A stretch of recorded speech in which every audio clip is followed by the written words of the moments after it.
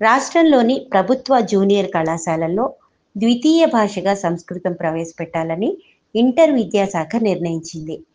ప్రస్తుతం ద్వితీయ భాషగా తెలుగు, హిందీ, ఉర్దూ, ఫ్రెంచ్, అరబిక్ ఉన్నాయి. వీటితో పాటు కొత్తగా సంస్కృతం ప్రవేశపెట్టనున్నారు. ఇప్పటికే కార్పొరేట్ ప్రైవేట్ కాలేజీల్లో మార్కులు అధికంగా వస్తాయని సంస్కృతాన్ని ఎంచుకునేలా విద్యార్థుల్ని ఆ కళాశాలలు ప్రోత్సహిస్తున్నాయి. అలాగని ఆ సబ్జెక్టునైనా బోధిస్తున్నారా అంటే అది లేదు. ఓ గైడ్ ఇచ్చి విద్యార్థుల్నే చదువుకోండి అని చెప్తున్నారు. కొన్ని చోట్ల పాఠాలు చెప్పినా ఏడాదికి 15 రోజులు మాత్రమే. ఫలితంగా ఆ కాలేజీల్లో తెలుగు సబ్జెక్టు దాదాపు మాయమైంది.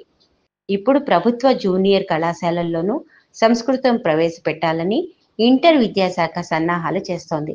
ఈ కాలేజీల్లో సంస్కృత అధ్యాపకుల అవసరం ఉందా? ఎంతమంది విద్యార్థులు ఈ సబ్జెక్టును తీసుకునేందుకు ఆసక్తి చూపుతున్నారు? తదితర వివరాలు పంపాలని ప్రిన్సిపళ్లను ఇంటర్ విద్యాశాఖ ఆదేశించింది.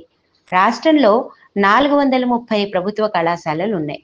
వీటిలో ఏటా ఇంటర్ ప్రథమ సంవత్సరంలో 75,000 మంది లేదా 80,000 మంది ప్రవేశాలు పొందుతున్నారు. ప్రస్తుతం సుమారు 15 కళాశాలల్లోనే సంస్కృతం ఉంది. రాష్ట్రంలోని అన్ని కళాశాలల్లో సంస్కృతం ప్రవేశపెడతారా, జిల్లా కేంద్రాల్లోని కాలేజీల్లోనే మాత్రమే పెడతారా అన్నది తేల్చాల్సి ఉంది. అయితే ఇంటర్ విద్యాశాఖ తాజా నిర్ణయంతో ప్రభుత్వ కళాశాలల్లోనూ ద్వితీయ భాషగా తెలుగు కనుమరుగు కానుందనే ఆందోళన వ్యక్తమవుతోంది. వ్యతిరేకిస్తున్న అధ్యాపక సంఘాలు ఇంటర్ విద్యాశాఖ నిర్ణయాన్ని అధ్యాపక సంఘాలు వ్యతిరేకిస్తున్నాయి.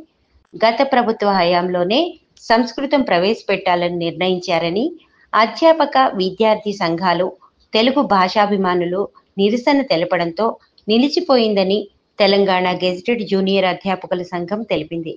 ఇప్పుడు అధ్యాపక సంఘాలు చర్చించకుండానే సంస్కృతం ప్రవేశపెట్టారని వ్యతిరేకిస్తున్నామంటూ సీఎం రేవంత్ రెడ్డి గారికి ఈమెయిల్ ద్వారా విన్నవించింది.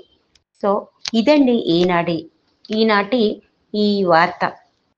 ఒకవేళ అన్ని సక్రమంగా జరిగి ఈ సంస్కృతం మన ద్వితీయ భాషగా ఇంటర్ బోర్డు నుంచి ప్రవేశపెట్టగలిగితే దీనికి కనుక అన్ని పరిస్థితులు సానుకూలించాలని కోరుకుందాం మనందరం కూడా.